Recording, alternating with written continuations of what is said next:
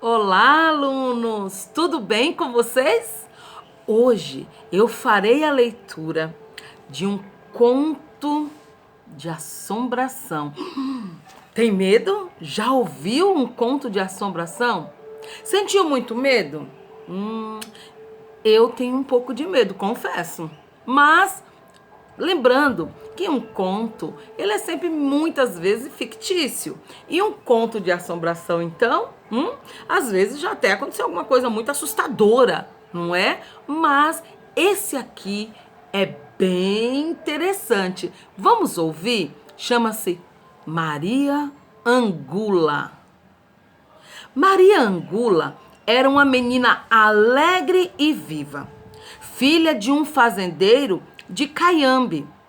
Era louca por uma fofoca e vivia fazendo intrigas com os amigos para jogá-los uns contra os outros. Por isso, tinha fama de leva e traz, linguaruda e era chamada de moleca fofoqueira.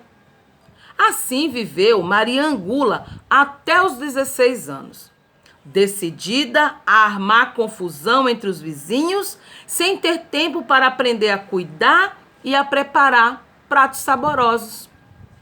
Quando Maria Angula se casou, começaram os seus problemas.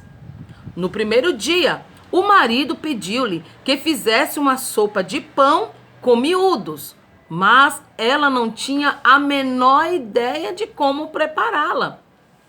Queimando as mãos com uma mecha embebida em gordura, acendeu o carvão e levou ao fogo um caldeirão com água, sal e colorau, mas não conseguiu sair disso. Não fazia ideia de como continuar. Maria lembrou-se então de que na casa vizinha morava Dona Mercedes, cozinheira de mão cheia, e sem pensar duas vezes correu até lá. Minha cara vizinha, por acaso a senhora sabe fazer sopa de pão com miúdos? Claro, Dona Maria, é assim. Primeiro, coloca-se o pão de molho em uma xícara de leite. Depois, despeja-se este pão no caldo e antes que ferva, acrescenta-se os miúdos. Só isso? Só, vizinha. Ah, disse Maria Angula, mas isso eu já sabia. E voou para a sua cozinha a fim de não esquecer a receita. No dia seguinte, como o marido lhe pediu que fizesse um ensopado de batatas com toicinho, a história se repetiu. Dona Mercedes, a senhora sabe como se faz um ensopado de batatas com toicinho? E como da outra vez, tão logo a sua boa amiga lhe deu todas as explicações, Maria Angula exclamou: Ah, é só isso? Mas isso eu já sabia. E correu imediatamente para a casa a fim de prepará-lo. Como isso acontecia todas as manhãs, Dona Mercedes acabou se enfesando. Maria Angula vinha sempre com a mesma história. Ah, é assim que se faz o arroz com carneiro? Mas isso eu já sabia. Ah, é assim que se prepara a dobradinha? Mas isso eu já sabia. Por isso, a mulher decidiu dar-lhe uma lição. E no dia seguinte, Dona Mercedinha, o que deseja, Dona Maria? Nada, querida. Só que meu marido quer comer no jantar um caldo de tripas e bucho. E eu... Ah, mas isso é fácil demais, disse Dona Mercedes. E antes que Maria Angula a interrompesse, continuou. Veja, vá ao cemitério levando um facão bem afiado. Depois, espere chegar o último defunto do dia. E sem que ninguém a veja, retire as tripas e o estômago dele. Ao chegar em casa, lave-os muito bem e cozinhe-os com água, sal e cebolas. Depois que ferver uns 10 minutos, acrescente alguns grãos de amendoim e está pronto. é o prato mais saboroso que existe. Ah, disse como sempre Mariangula, é só? Mas isso eu já sabia. E num piscar de olhos, estava ela no cemitério, esperando pela chegada do defunto mais fresquinhos. Teve ímpetos de fugir, mas o próprio medo a deteve ali. Voltou para casa e logo que conseguiu recuperar a calma, preparou a janta macabra, que sem saber, o marido comeu lambendo-se os beiços. Na mesma noite, enquanto Mariangula e o marido dormiam, escutaram-se uns gemidos nas redondezas. Ela acordou sobressaltada.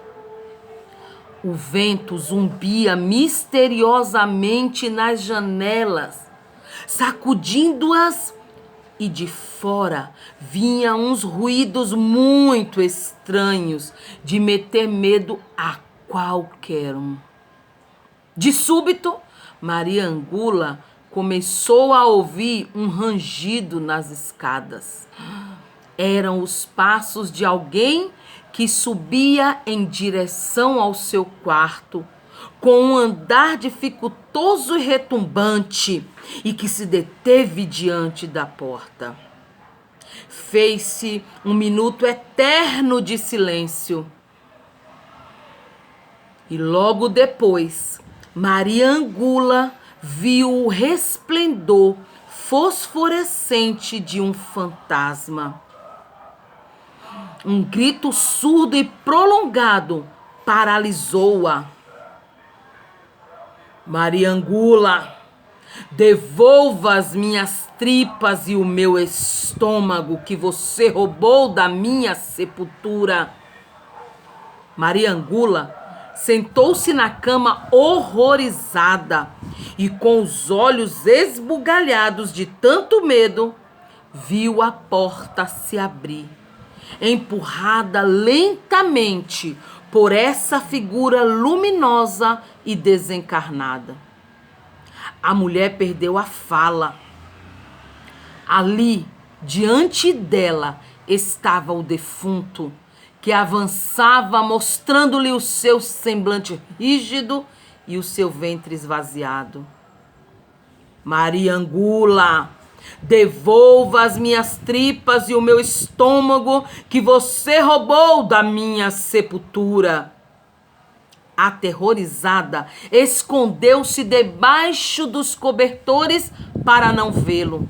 Mas, imediatamente, sentiu umas mãos frias e ossudas puxarem nas belas pernas e arrastarem-na gritando: Mariangula, devolva as minhas tripas e o meu estômago que você roubou da minha sepultura. Quando Manuel acordou, não encontrou mais a esposa e, muito embora tenha procurado por ela em toda parte, jamais soube do seu paradeiro. Gostaram da história? Essa história vem lá do Equador. Ela é muito conhecida lá no Equador, porque é de uma cidade lá do Equador chamada Cayambe. Na verdade, essa cidade fica aos pés de um vulcão, né? E ela é muito conhecida lá. E é um conto de assombração. E por que a gente sabe que ele geralmente é um conto de assombração? Porque tem fantasma, tem cemitério, tem susto, tem medo. Você ficou com medo desse conto? Mas você gostou? Achou interessante o final? Me conte depois. Um abraço e lembrem-se, leitura é tudo!